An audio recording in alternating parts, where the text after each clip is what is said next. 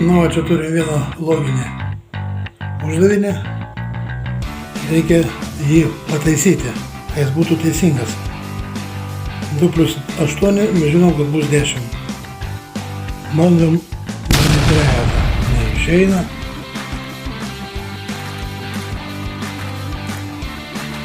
Mėginam.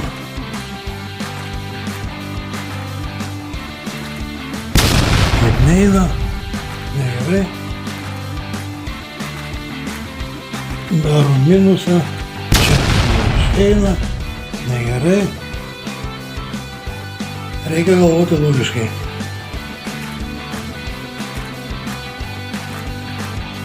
Nes paprasčiausiai paimam iš šiandieną degtuką ir pridedam čia mums.